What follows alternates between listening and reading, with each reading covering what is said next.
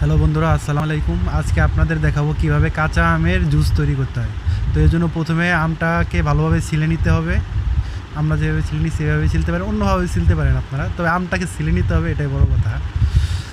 তো আমটা ছুলে নিচ্ছি ভালো করে। এরপরে আমটা পিস পিস করে কেটে নিতে হবে। আমরা দুইটা আম নিচ্ছি, আপনাদের যদি ফ্যামিলিতে লোক বেশি থাকে তো আপনারা আম আরও বেশিও নিতে পারেন, আর যদি একা খেতে চান তাহলে কমও নিতে পারেন। তো আমরা দুইটা আমই নিছি, দুইটা আম সুন্দর করে পিস পিস করে কেটে নিচ্ছি। আপনারা এইভাবে পিস পিস করে কেটে নেবেন। এই যে দেখেন হয়ে গেছে আমটা। এরপরে আমরা আমগুলো ব্লেন্ডার করে নেওয়ার জন্য ব্লেন্ডারের ভিতরে ঢেলে দিলাম।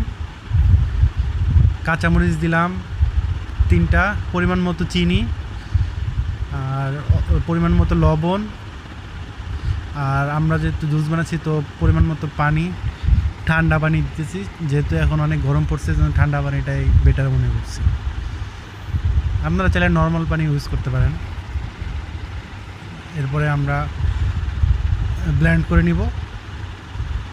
2-3 বার ব্লেন্ড করলে আমের যে ইয়াটা থাকে এটা অনেক মসৃণ হয়ে যায়, খাইতে অনেক মজা লাগে। এই জন্য আমরা পরিমাণ মতো যতটুকু দরকার অতটুকু ব্লেন্ড করে নিচ্ছি। দেখতে পাচ্ছেন আপনারা, ব্লেন্ড করে নেওয়ার পরে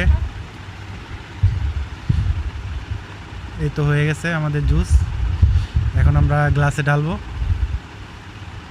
তো এই যে বন্ধুরা, হয়ে গেল জুস।